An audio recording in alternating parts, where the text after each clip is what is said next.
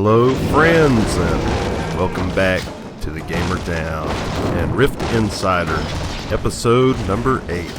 This is your host, Dark Hostess, and we're beginning this Insider with a little sweet revenge. You remember this guy? He practically slaughtered me in a previous video, and I happened to be in the area, so I decided to bring it to him. And here's a little bit of the show. I was worried that I was probably going to be filming my own death. I was kind of worried about that, but yeah, it seems some elites, especially like this guy, he seems to be designed for a raid. He's very, very tough. As you can see, I out-level him by a significant amount, and I struggled quite a bit. I had to use my heal all ability, which I know I just call it lay of hands, but I won't do that to you. And anyway, you see that I finally get this guy down, and the reason I'm showing you this is because if you happen to see him and you're of level, you might want to go ahead and kill him because he has a little quest to do. This was also before I had got my macros set up, which I'm going to show you a little bit later, how to set your macros up. I showed you in the previous video, but I found out a little bit more about them and how to reduce your buttons by a considerable margin. Like you see all my buttons here, I reduced that by at least half by using some macros. Yeah, and I also suggest checking out the forums and seeing what macros are there. You know, in the macro section, in the class section actually, and if you look in there, you'll find some really cool tips to definitely improve you. And as you see, I finally got him down, and he was carrying a quest item, an item that gives a quest. And what you need to do is find it in your sack if you can find it. I've noticed that with these icons, I struggle with these icons. Maybe I'm just too used to other games' icons, but they don't seem to really relay the point. That's what that is to me, you know. Anyway, I want to show you something really awesome. I finally have got my first epic, and it was from the most bizarre places. You know, I always pass these little cairns or cairns or whatever, however you pronounce it, and you see where I'm at on the map. And if you go to this very tall mountain right here, you'll find a cairn, and inside this cairn, I found a bloody damn epic. I mean, I was like, whoa, no freaking way, man. I mean, I passed by this thing, I know a few times. I don't even know if I'd stopped to check it out. And the respawn rate on these cairns are, they respawn every minute. So I guess you have a pretty good chance if you just keep looting them. I mean, most of the time they just drop crap. But they have a chance to drop epics, obviously. So get out there and check it out. But yeah, I really can't believe that I got a damn epic out of there. I was just out mining and trying to get my skills up, which I must admit is a living hell, trying to raise your mining and trying to raise your foraging. I mean, that is just the worst. But I know after releasing this video that there will probably be maybe a lot more people at these cairns, but I don't know. We'll see. They do drop tons of junk, as you see here in these little sacks, which contain just crap. So anyway, let's go on to another part of Gloamwood here, and this is another one of the major bosses that are part of the invasion of Gloamwood, the fire invasion. And this guy, he was pretty ridiculous. I was higher level than him, and he just was one-shotting me right and left. You know, being the melee, it kind of sucks at times because you get sucked into the snares and you get sucked into the AOE. I mean, it's just bull, man. I mean, it's just too big of a pain. I mean, you see how many times I died. I had to take it easy towards the end to make sure that I didn't get my vitality down so low that I started screwing myself over. I'm showing you this to show you, well, the boss, and also to show you the rewards I get at the very end here. Because I was in the invasion from pretty much the very beginning. I was just like, yeah, I'm in the mood for a little invasion, so I went ahead and I started leading this group of people, and here's the very end where we finally get the jerkwad down. It was quite a pain. It took a long time to get him down. These major bosses, you know, they have a lot of hit points, and you see you get your achievement. And the main thing I wanted to show you is this. This is pretty cool. And if you look at my chat box, and well, first off, let me show you the rewards real quick. See, sometimes the video doesn't cooperate with my narration. Anyway, you'll see all the really cool rewards I got. I mean, my planar bag was just completely loaded. And the best part about this whole invasion was a blue sword drop. And if a blue item drops or something really good drops, just roll need, because you're in a public group, and there's going to be the one guy that rolls need, and he's going to get it. So everybody just roll need. It solves the problem. And I rolled need, and I got a really cool blue item, as you can see in my chat box here. And what the coolest thing was is I was the very first one on the shard to get the item. So yeah, sometimes my luck is really good, and other times it's really bad. There's never much in between. But yeah, that was another little cool thing that happened to me. And so, you know, you might want to be out there farming a little bit, maybe be the first on the shard to get something. But you know, I think it's just one of those really rare things. If you just get out there and participate and explore, you're going to find really cool stuff. And I'm going to show you as much as I can in these videos. And I remember earlier I said I was going to show you my macros real fast, and it's kind of a continuation from my previous video. And as you see, I've reduced all my macros down to just a few buttons. I've put all my buffs, you know, into 2 buttons. I've put all my abilities to give attack points into 1 button, and I've given my finishing moves, you know, into another button.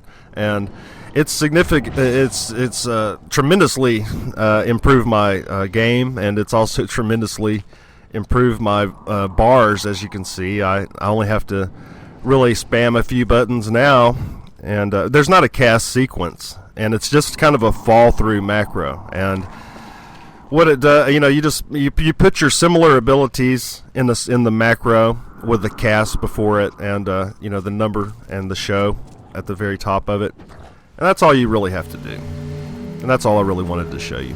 And then here's one of the main storylines for Scarlet Gorge here. Something about Scarlet Gorge always reminds me of that game Postal.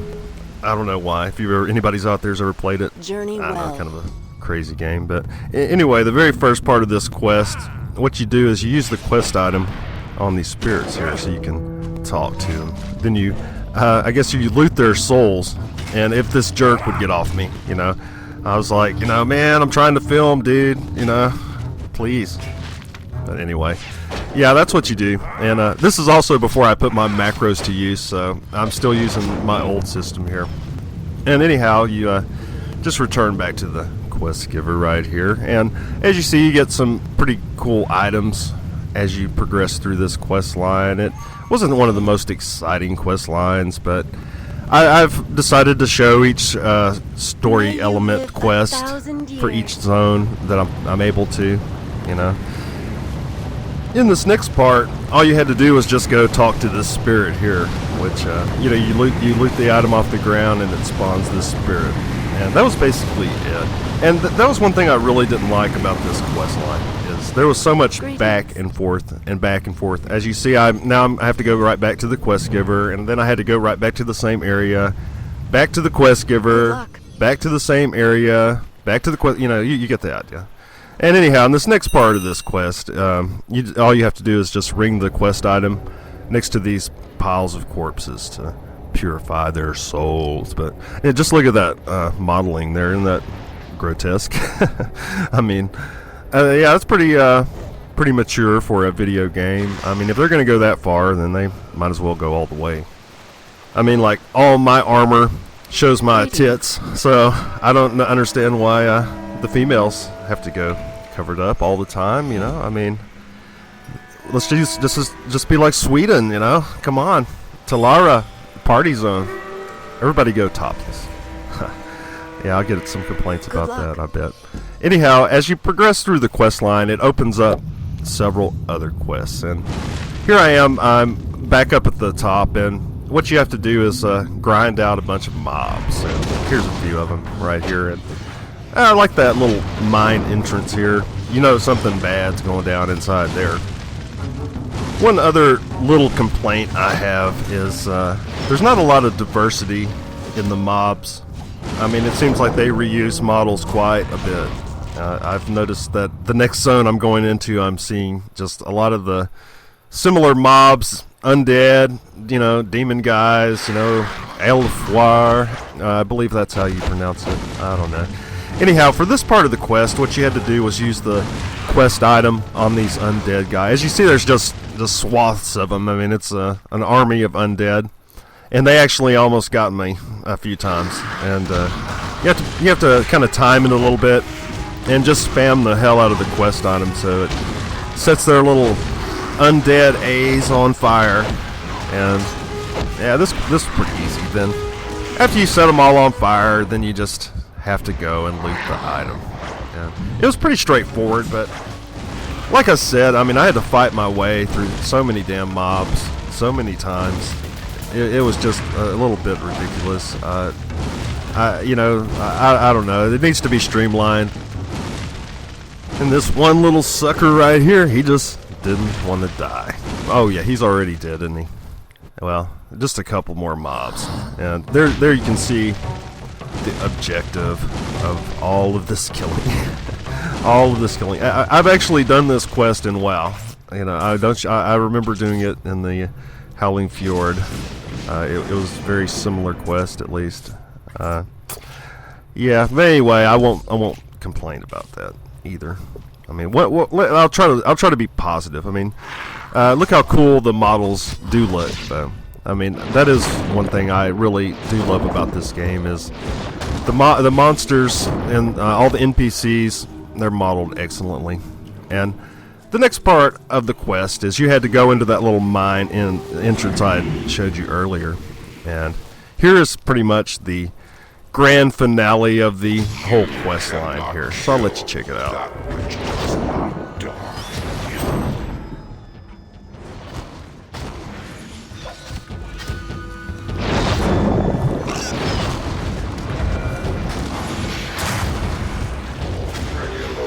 Devour your soul. You can't escape death forever.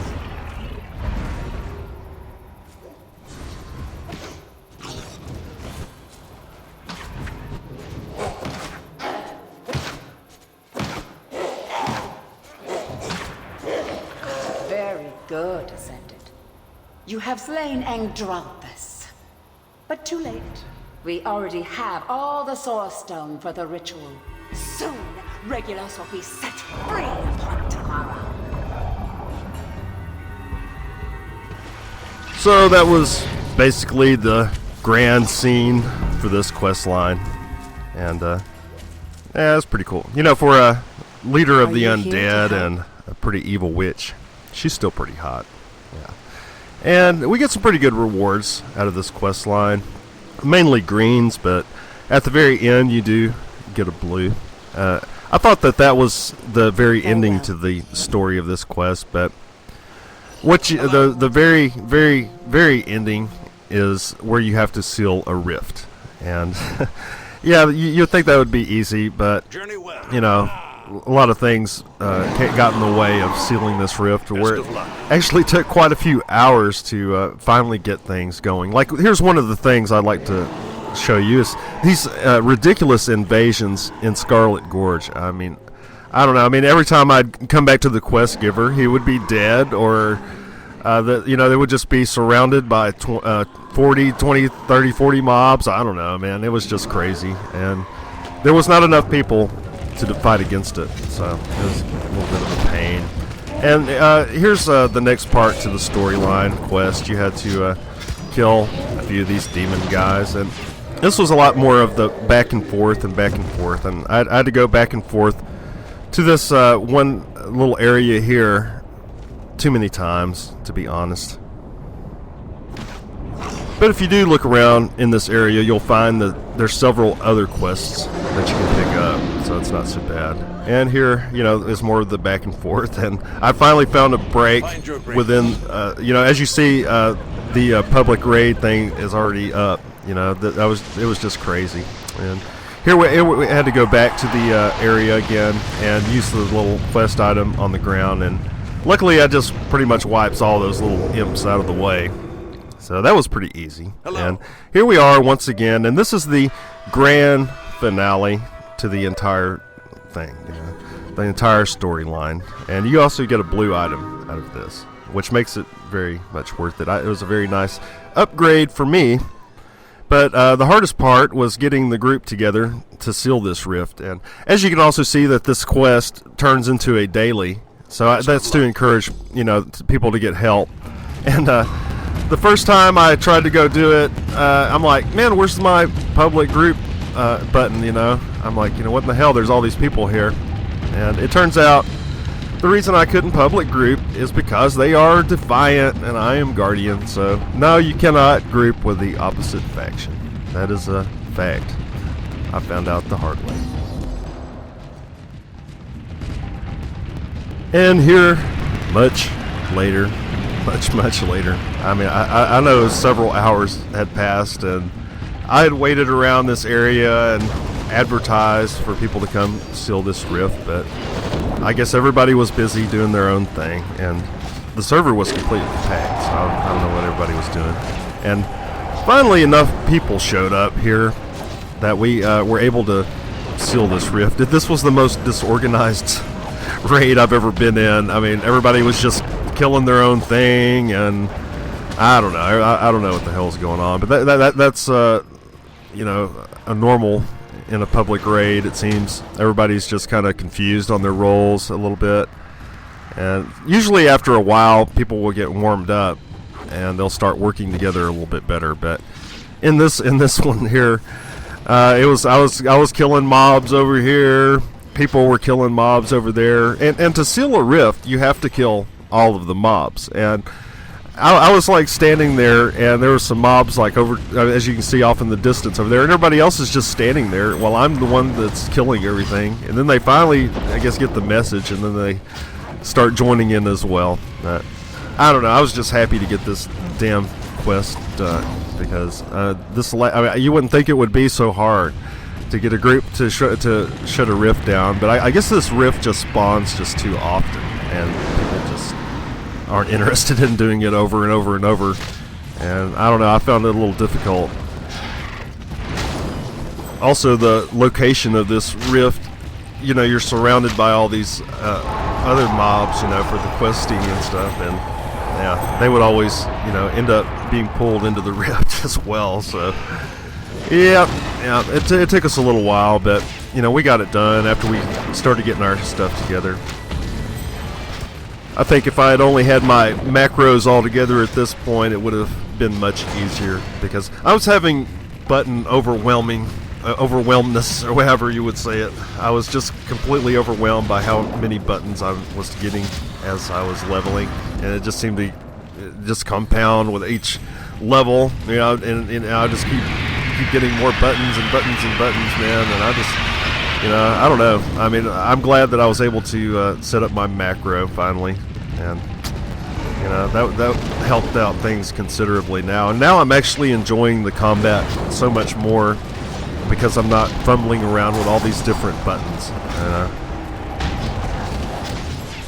Buffs alone, they were taking up, I think, about like 6 buttons. I mean, you know, that's just kind of a little too much. And here we finally have got to the very end of this whole Rift experience here. I don't know. I mean, it just seemed to take a little bit of time. I think I was just kind of down from waiting for so long to finally get a group going, and then the final boss does finally show up. You know, after this stage here. I know they put this in as a daily, but I would find it very hard for people to see people wanting to come back and do this again. You know, I mean, it was for the reward. It's just not worth it. They need to amp up the rewards on these daily quests a little bit. It just seemed a little scant. I mean, just one little corrupted shard, you know. That's not enough. We need more stuff. More stuff for the dailies. Yeah, this is more disorganization on our part here. I wanted to kill those guys over there real quick, and then now we finally have the boss, the one that we need to kill, to get this damn rift down and to get that blue sword. And he just runs all over the place. And once again, I keep bringing up my macros, and now that I've set my macros up, it's like I never lose threat anymore. Yeah, I definitely highly recommend using macros, getting them all set up.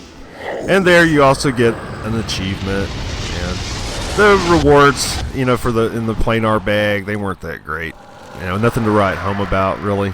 I mean, the main thing I wanted out of this quest was that sweet sword, which I'm still using right now, actually. I might switch over to that epic that I got earlier. Yeah.